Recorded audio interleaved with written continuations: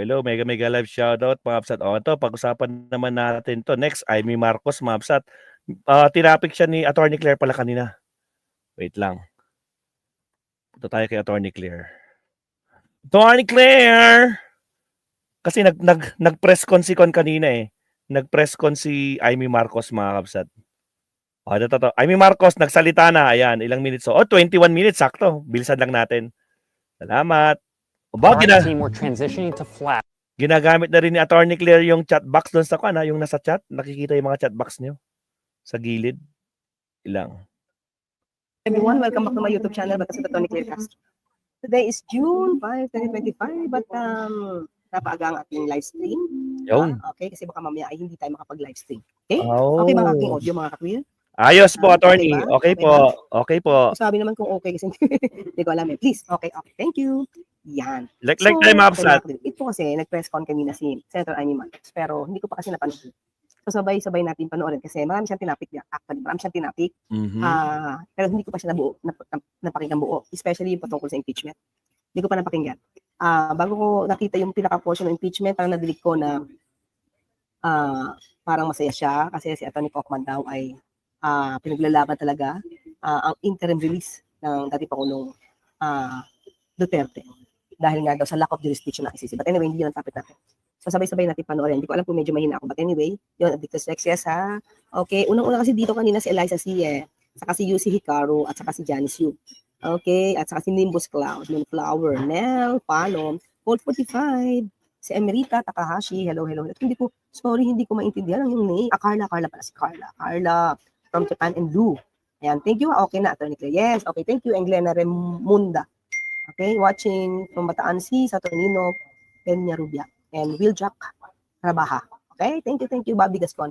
Okay, so nandito rin si mamaya papasok na si Maylene, of course, ang ating mga check-clear at saka mga MIBs. Well, anyway, pakinggan natin, kung ano pang sinabi ni Senator Amy Marcos sa kanyang press con.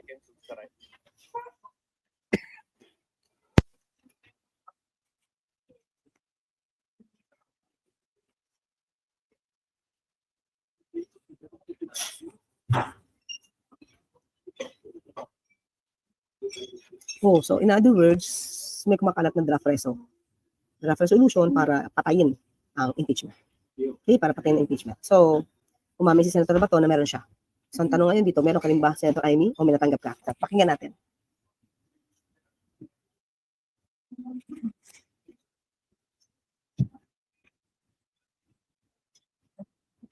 Wala pa daw. Pero diba katabi siya ni Senator Bato nung sinabing meron siyang draft? So, wala pa siyang natatanggap? Ano yun? Ulit mga wait lang Okay. Ay, sorry. Buffering, sorry.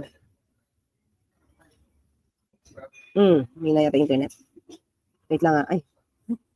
Na-press ko ba? Na-share ko ba? Wait Ikita na-share ko ba? At nakatulong daw ito sa ginawa nila. At lalo na sa issue at pag-question ng jurisdiction ng ICC sa Pilipinas, ngayon na hindi na tayo state party sa Rome Statute. At hindi ako makakomento sa iba pang mga plano nila na pinag-usapan, ngunit talagang matindi ang laban ni PRRD at nakabuo na sila ng legal team. Meron bang binigay kahit anong pataasa or update kung kakauwi ba ang dating Pangulo or not?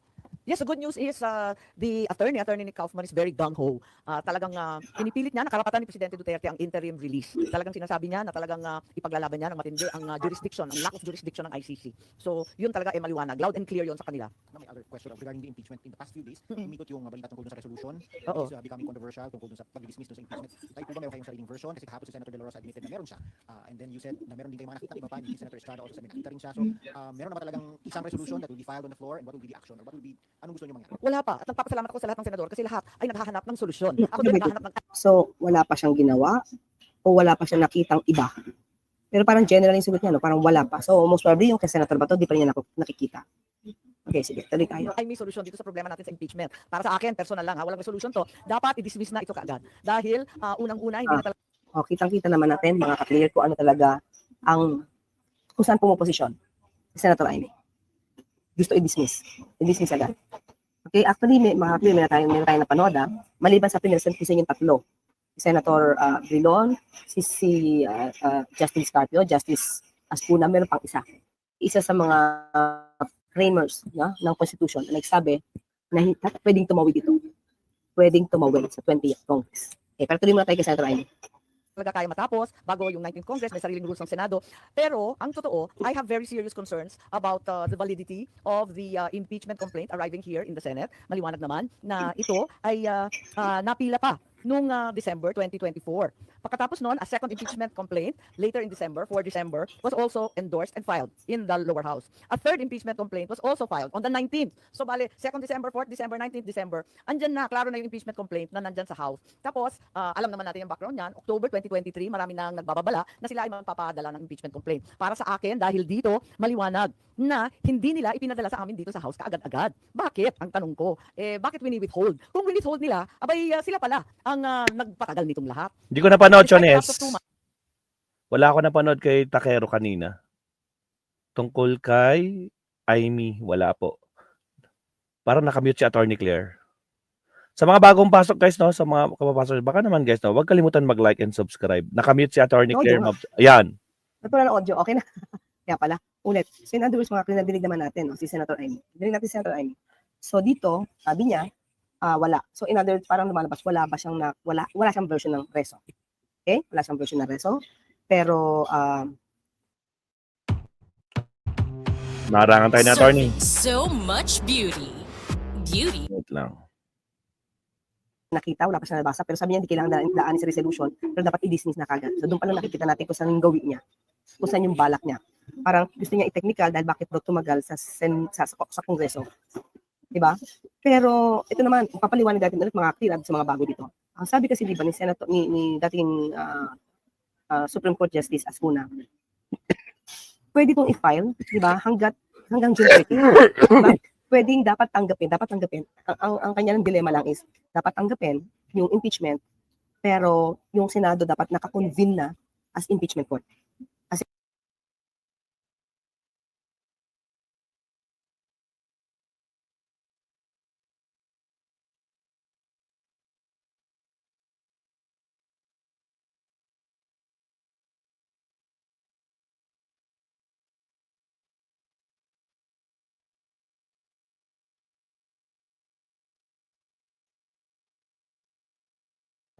Kasi tinanggap lang daw yung complaint parang as legislative body.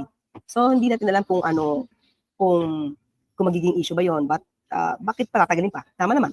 Kung hanggang June 30 ang buhay ng, sabihin natin hanggang 29 ang buhay ng House, di tanggapin nyo na ngayon as impeachment court para tinanggap niyo yung impeachment at articles of impeachment as impeachment court na. Baka kasi magkaroon ng issue doon.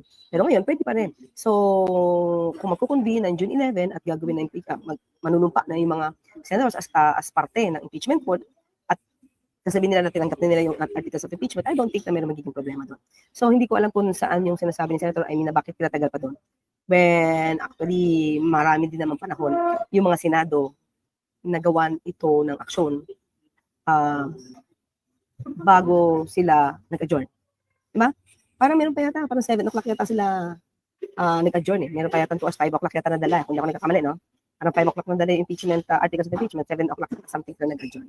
Pero nag-adjourn sila without convening as impeachment. That time. So anyway, natin na lang, no? Okay. So, tuloy tayo. no action was taken to transmit to the Senate or refer any of the first 3 verified complaints. Only on the 5th of February, a 4th impeachment complaint was endorsed and signed and finally sent to the Senate. So para sa akin, kinakailangan alamin kung tama rin ang ginawa ng Kongreso. Sinasabi nila dinelay ng Senado. Ang akin, teka muna, sino ba talaga ang nag-delay niyan? At ngayon, violate Actually, hindi na issue ngayon yung delay mga clear. Nasa Senado na eh. You have to act. Diba? Action na nyo na. So, ba't nga ba na-delay? Yun naman yung tanong eh. Nandiyan na sa inyo, action na nyo na. So, bakit ngayon nagpapasahan kayo kung sino may kasalanan o hindi? Nandiyan na sa Senado eh. Ang daming dumaan na araw, ang daming dumaan na panahon, ang daming dumaan na buwan na hindi inaksyonan. So, yun yung tanong ng taong bayan. Ba't hindi nyo inaksyonan? So, huwag nyo nang ibalik. Hindi nyo na mapabalik yung panahon eh, di ba mga? Tapos na yun eh. Wala na kayong dapat sisihan kung bakit ito na sa panahon na ito sinampa ng House of Representatives. Eh, you have lots of times, di ba? Lots of days pa rin at the time. Kasi kayo na, ito nga mga kakli, hindi ba? Nung panahon niya, nagkaroon ng panahon para magka-hearing dito sa pagpapa-aresto at pagpapadala sa ICC. Kaya Kaya Pangulong Duterte. Pero bakit yung Senado Nagpa-hearing pa sila, naka-break sila, pero naghi-hearing siya. 'Di ba? My goodness. Walang time para mag-convene at mag-take ng oath. Mag-take out lang ng oath, okay na eh. Bakit, di ba? Yun lang naman yung tanong. Yun lang. Okay? na of the 1-year ban on filing. Kasi tingin ko ganito. Ayaw nilang sisihin sila ng tao. Di ba? Kaya yung bola, pinapasa lang nila sa house na kayo una nagpatagal. Oo nga, okay na yun kung nagpatagal sila. Pero nasa inyo na eh. Nung panahon na nasa inyo na, pwede na kayong kumilos. Yun yung tanong. At the time na nasa inyo na, pwede kayong kumilos? Tingin ko oo. Yan, tandaan natin, sinabi rin ng Pangulo, kung hihiling ang Senado for special session, di ba tatawag ng special session? Hindi naman humiling Senator Chis. Di ba? So, wala kayong dapat sisihin ngayon. Huwag nyo sisihin ng HOR, hindi nyo rin pwedeng sisihin ng Pangulo. Kasi sabi niya, okay, if they will request, ask for special session. Papatigla siya. Special session, tatandaan niyo. Sisihin yung mga sarili Wala nyo. nakakalimutan yun. Kasi ngayon, ang sinisisi ng iba, Senado at ang Pangulo. Teka lang. Iba senador na, sa Senado na ito, sa kanila na yung bola. Wala na kahit kanino. Pero ngayon, siguro para, kasi sila yung naiipit eh. Sila yung naiipit ngayon ng tao. Tama. Diba? Sila yung naiipit ng mga na nagkikriticize ng kanilang kabagalan. Sir Leonardo, shout out. So with this, sinasabi ni Senator Amy na ipinapasa ulit sa HOR, hindi na yan eh. Diba? Hindi na yan issue. So huwag niyo ipasa yung sisi sa iba. Kasi nasa inyo na yan, impeachment, yung articles of impeachment. At Tama. obligasyon niyo yan. Tama. Impeachment. Ma'am, do you think it will cross over to 20th Congress? Hindi nga ako naniniwala dyan kasi may ruling naman, may Di rules. ba? Hindi siya naniniwala. Sa akin ng mga kaklira, akin naman to eh. Siyempre, ang Pangulo naman, pag tungkol sa kanya kapatid, wala naman. Say talaga. Hindi siya, he will never say anything against his sister. Yun siya. Pero sa atin, inaaral natin yung position. So, basang-basa natin dito saan talaga yung gawin ni Senator Amy? No matter what. Parang hahanap sila talaga ng butas para ma-dismiss yung impeachment. Yun yung dating sa akin. Kasi yun yung salita niya eh. So, mga ka-clear, sa mga tao din, teka lang, isip-isip din kayo. Sino ba dapat? Kanino bang kamay ito?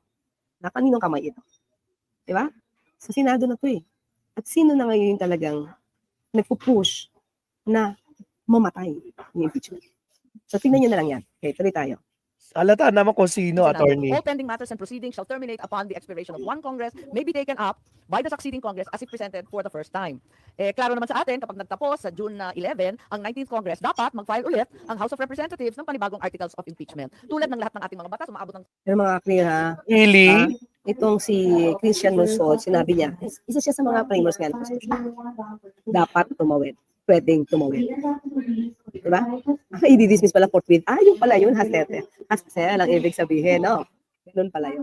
Anyway, Dismissal yan. forthwith, So, kita natin. forthwith Meron dismissal. Tingin kung ano ba, basahin niyo na lang po ang mga kilos ng ibang mga senador. third reading. Pag kinapos ang oras, back to square one. Ma'am, anong sagot niyo dun sa mga sa UP Law Center, Law Faculty, I think Senator Lima, Senator Drilon, all of these other people who are insisting that you should conduct the trial according to the Constitution dahil sabi Palagay ko, mas importante sa isang salita ng forthwith, ang malawakang kapangyarihan na binibigay ng ating saligang batas sa Senado. So, sa palagay ko, maraming otoridad na nagsasabi hindi pwede at ginagalang natin sila. Pero sa kabila nun, ang pinakamaliwanag, ang Senado, ang may kapangyarihan magdesisyon kung ano talaga. Para sa akin, kaduda-duda ang validity, ang tamang pagpadala at endorsement ng Congress. So, depende yan. Mauuwi sa botohan. Diba? Pag nauwi sa botohan, mga ka-clear, alam na. Diba? Pero, well, ano ba to? Paano bang sabihin to? Siguro, ano na lang po, yung taong bayan na lang, sana, no? Sana makita nila, paano ba nagtatrabaho yung mga senador? Patungkol, especially patungkol sa impeachment. Hindi, ayoko naman pag-usapan yung iba nila mga nagiging trabaho. No? Pero kasi ang mainit ko sa tingin is impeachment. Ano ba sila? Makabayan ba sila? Makasara ba sila? Diba? Makataong bayan ba sila? Sa truth ba sila? O ang sarili interest? Yun na naman yun. Diba?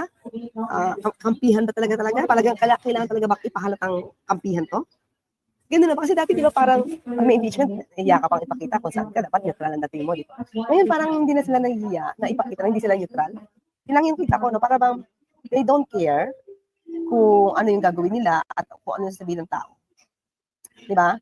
Iano ko lang nga, isi-segue ko lang ng konti. Di ba yung kay Congressman Congressman Pulong? Remember, days before the election, nakita kung paano niyang sinaktan yung isang bugaw. Kitang-kita at hindi niya yung dininay. So, ang sabi lang niya, kayo na pambata, kung iboboto niyo ko o hindi. Binoto siya. Overwhelming. So, ibig sabihin, people really do not care the attitude, the behavior of the leaders that they want to rule, that they want to lead them. Diba? Wala nang pakialam sa moralidad, wala nang pakialam sa para sa interes ng bayan, basta politika. Puro politika. Kampihan. Diba? So, yun lang. Medyo hindi ko alam kung dapat ba tayo malungkot doon, dapat tayo matuwa, pero parang hindi dapat ganun, di ba? Okay, dapat always makabayan. Tuloy. Dahil alam naman natin, ang impeachment, hindi naman siya legal. It is a fundamentally political process. And it is an effort by politicians. So, yun na, mga clear. Dito sa tinuturo ni Senator Amy, para alam naman natin if this is a political process. So, wala na kayong pakialam kung anong gusto namin gawin. Ganyan yung dati. Wala kaming pakialam kung totoo yan, kung wala kaming pakialam kung ito ba ay magnanakaw. Basta political process. So, kung sino gusto namin kakampihan namin, yun yung dati. Wala silang pakialam sa interest ng tao. Wala silang pakialam kung ang isang tao na subject of impeachment ay nakagawa ng mali. Basta, hindi pag-uusapan dito kung anong mali, basta kakampihan, and that's it. Political process. Yun ang ibig sabihin nun. Sabi ni Eniel Marana, bakit dismiss agad, hindi pa nasisimulan? Tsaka ilang buwan na ang nag-hearing Congress, hearing ang Congress para dyan, tapos ibabasura lang, patawa talaga itong mga to. Well, kasi mga kapatid, isa sa mga dilema rito, kapag ka ito ang tuloy, mabubunyag, mailalabas yung mga ebidensya. And Tama. I think scary yun sa kanila. Yan, matatakot talaga kasi bubungkalin yung mga bank accounts. 'Di ba? Yung mga ibang kasama nga natin nag-deposit, tinanggap, 'di ba? Yan ang kinakatakutan nila. Yang nilabas ni Trillanes na 71, guys, 71 na bank accounts. Yan ang kinakatakutan nila kaya pinipigilan nila yung impeachment na yan. Yan na yun. Wala nang kaduda-duda. Kasi kung matapang sila, kung talagang bloodbath ang gusto nila, bakbakan. Hindi yung ano-anong technical pinagagawa. Takot din pala eh. Putragis. O sige tuloy. Kasi maraming ilalabas na peking resibo, papaanong naggastos yung 125. Hindi lang 125 mga kakira. Meron pa. Marami-rami pa. Ang pinaka-popular lang yung 125 million in 11 days. Pero hindi lang yon. Kasi meron pa sa DepEd. Iba yung sa OVP. At Mas malaki pa. Mas malaki pa. Sa nakuha the following year. Mas Baka malaki pa. 125 ba, may additional pa. Mas malaki pa. Nandiyan yan. So baka mailabas kasi yung bank accounts, bank records, kasi may impeachment proceedings, hindi yan sakop ng bank secrecy law. Mabubungkal. Pero saan na ba yung AMLAC kasi? AMLAC, hello, natin ba yan? Ang kinakatakutan. Pag may time. Tuloy. To find accountability, di ba? Kaya, ayun, ang kapangyarihan nasa kamay talaga ng Senado. Ma'am, sabi nyo, dapat ma-dismiss na agad yung impeachment. Paano at kailan? Kasi on June 11, nakaschedule kayo para dun sa presentation ng articles of impeachment at pag-convene ng impeachment court. Ibig sabihin, para sa inyo, hindi na dapat umabot sa punto na yun? Dapat i-dismiss na agad? Para sa akin, wala na talagang panahon para sa trial. Dapat ibasura na kung gusto talaga ng House of Representatives, wala namang problema. Pwede silang magpila ulit, subject to the 1-year ban. That seems very, very clear to me. So, ano mangyayari, ma'am? May magmo-motion bago yung June 11? Hindi ko alam. Ay, mukhang plano. Yes, Pion. I think he's been interviewed extensively and has spoken copiously about the different possibilities. Marami pang iba't ibang posibilidad, kaya pinag-aaralan ng mga maigi at ako nga, kinukumpirma ko na itong mga drafts na to, siguro effort ng bawat senador na makahanap ng solusyon para sa tamang proseso. Yung pinakasang-ayon sa batas, pinakamabilis, pinaka-klaro. Okay, mga clear. Hanggang dyan lang muna po tayo at mukhang may naghihintay na sa amin. At hanggang sa muli, ang kita't magkarinigan tayo. Ako po sa Tony Claire Castro. Sorry medyo nagmamadali na. Okay lang. Salamat, Attorney Claire. Mga kakabsat, kaka-upload lang ng ating isang paboritong attorney, Mabsat, Attorney Rene. May bago siyang update regarding dito sa pangyayari, no? Pero syempre, countdown muna tayo kasi puputulin natin yan. Alright? O, sa mga di pa nag-like and subscribe dyan, like and subscribe, Mabsat. Countdown muna tayo.